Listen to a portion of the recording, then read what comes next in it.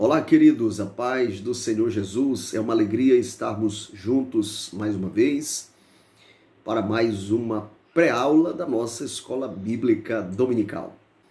E a lição de hoje, o tema é a sutileza da normalização do divórcio. Muito bem, ao querido professor que vai atender a sua preciosa classe nesse domingo, eu quero fornecer algumas informações que eu acredito que são úteis para que você apresente ao seu aluno, inclusive na introdução da aula. Exatamente quero falar sobre a estatística que existe dentro do contexto cristão, dentro do contexto evangélico. É uma estatística semelhante ao que acontece fora da igreja no que diz respeito a divórcio. O IBGE apresentou a seguinte informação recentemente. Nos últimos 30 anos, o número de casamentos aumentou apenas 17%. Anote aí. Nos últimos 30 anos, o número de casamentos aumentou 17%. Porém, o número de divórcios, nestes últimos 30 anos, aumentou 269%. E esse problema não é um problema extra-igreja, não é um problema alheio, um problema estranho. Esses números também cresceram dentro do contexto cristão, dentro do contexto evangélico. A partir da Constituição de 1988, houve uma flexibilização no contexto legal em relação ao divórcio. E na década seguinte, por exemplo, na década de 90, aconteceram mais de 350 mil divórcios no Brasil. Isso é seríssimo. Como nós devemos proceder? Porque, como pastores, como líderes, às vezes nos deparamos com problemas desta natureza dentro da igreja, divórcios que aconteceram, que necessariamente não atendem à concessão feita por Jesus Cristo, pela palavra de Deus, lá em Mateus 19, a respeito do critério que se usa para tolerar o divórcio, a exceção através da qual aceitamos o divórcio, no caso de infidelidade conjugal.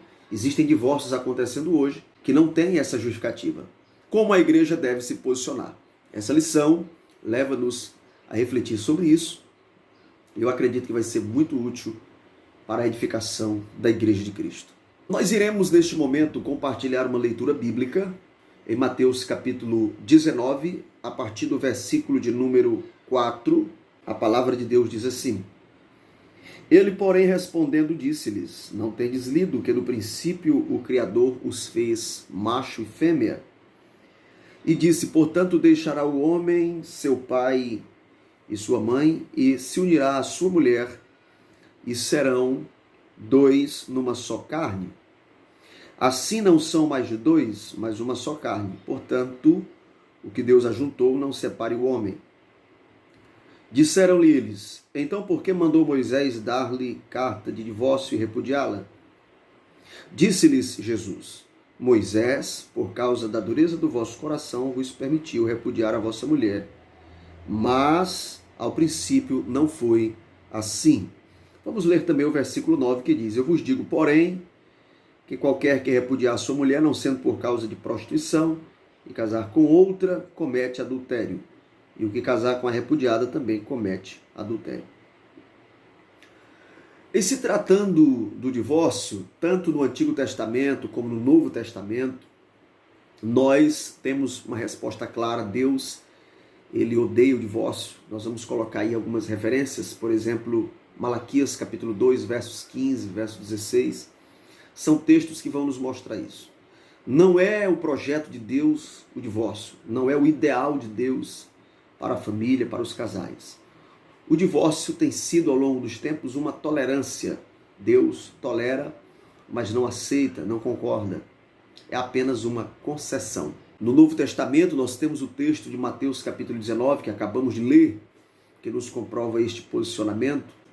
No Antigo Testamento, entre os inúmeros textos que poderíamos citar, nós vamos destacar, por exemplo, Deuteronômio capítulo 24, versos 1 a 4, que também versam sobre este assunto, mostrando o ideal de Deus, que é a indissolubilidade do casamento, ou seja, que o casamento não seja dissolvido.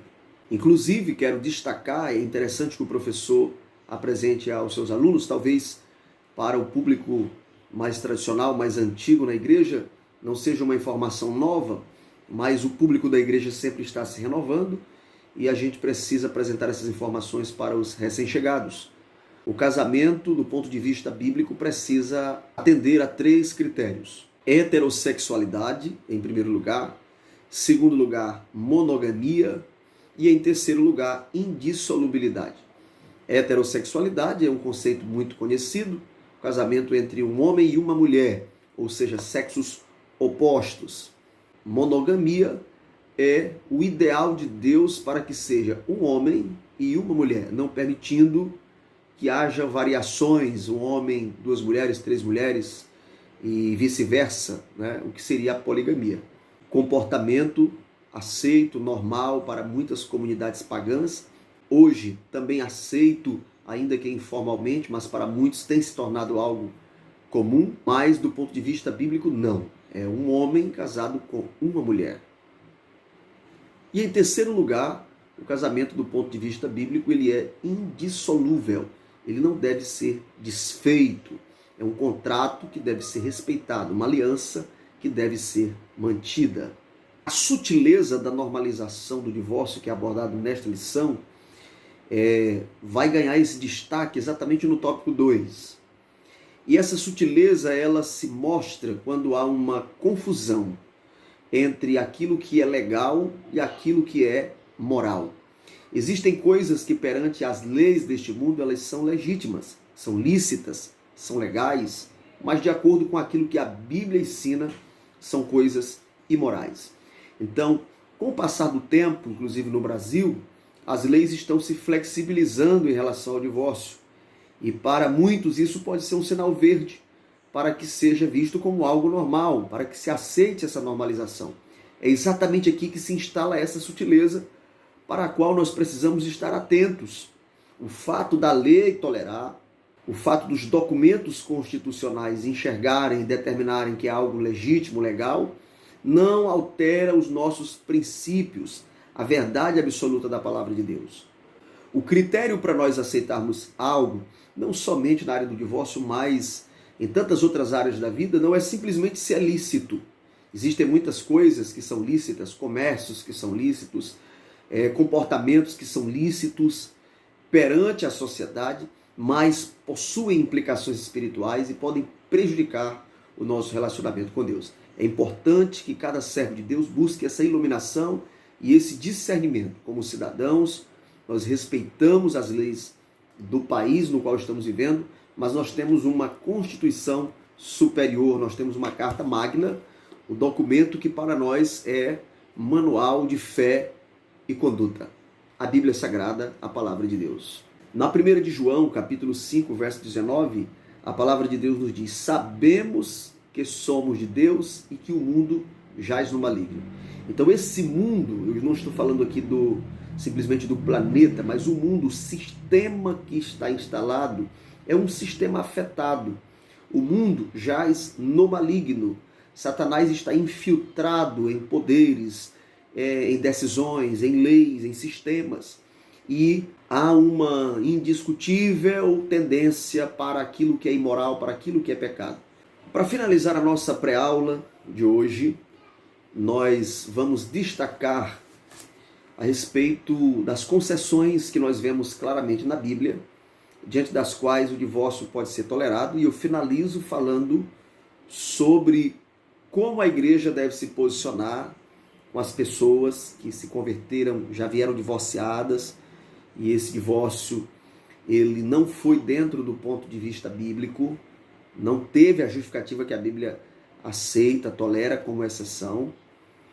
E às vezes até mesmo pessoas que já eram cristãs e divorciaram por outras razões, que não foram razões apoiadas pela Bíblia. Como a igreja deve se posicionar?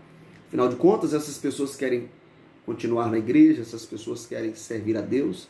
Como a liderança deve se posicionar? Vai expulsá-las? Vai aceitá-las? Como devemos nos portar diante desta situação? Já já nós comentaremos sobre isso. E como o posicionamento do pastor José Gonçalves manifesto nessa lição é muito elucidativo. Eu quero ler aqui no primeiro tópico, no último parágrafo do primeiro tópico da nossa lição, nós temos um texto muito produtivo que diz assim: no contexto das cartas de Paulo, o casamento também é para a vida toda. Contudo, o apóstolo trata de outras situações não contempladas nos evangelhos. Escrevendo aos Coríntios, Paulo se refere ao casamento entre cristãos e casamentos mistos, quando um crente era convertido ao evangelho e o outro não. No caso de crentes, Paulo diz que se o casal venha a se separar, que não se case de novo, que se reconcilie. No caso de crentes, essa é a recomendação em 1 Coríntios capítulo 7, versículos 10 e 11. No caso de casamentos mistos, Paulo diz que se o cônjuge descrente abandonasse a esposa, esta não estaria sujeita à servidão. 1 Coríntios capítulo 7, verso 15. A maioria dos intérpretes entende que essa expressão não está sujeito à servidão significa que o cônjuge crente que foi abandonado está livre para se casar novamente. Esse é o entendimento aceito, inclusive publicado no livro chamado Declaração de Fé das Assembleias de Deus. Feito estas considerações, eu finalizo dizendo que a igreja encontra demandas, conforme falei agora há pouco, que não estão dentro desses critérios. Como a igreja deve se posicionar? A igreja, irmãos, ela deve aceitar a pessoa como a pessoa vem e confiar que Deus fará a transformação. No caso de um divórcio já consumado, são situações consideradas irreversíveis. A pessoa que divorciou e contraiu um novo casamento, ela terá certas limitações dentro da estrutura eclesiástica. Liderar um rebanho, por exemplo, ser um pastor, certamente será algo inconveniente. Mas para servir a Deus, esta pessoa certamente pode ser aceita no rebanho, pode participar de atividades, obviamente com certas limitações, que a própria circunstância vai lhe impor. Se essa pessoa estiver em adultério, a Bíblia diz lá em Hebreus, capítulo 13, verso 4, que quanto aos adúlteros, Deus os julgará. Então não seria sadio por parte da igreja excluir esta pessoa, expulsar esta pessoa do seu convívio. Isso não seria cristão de forma nenhuma. Essa pessoa deve ser mantida, deve ser nutrida, deve ser assistida.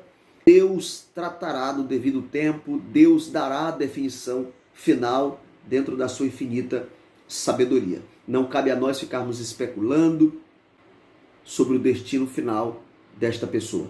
Então lembremos do que diz a Bíblia em Hebreus capítulo 13, verso 4. Quanto aos adúlteros, Deus os julgará. Deixemos que Deus vai tratar quanto ao destino eterno desta pessoa e nós, na condição de igreja, devemos receber, mantê-las dentro do rebanho e não fazermos concessões com relação à pregação.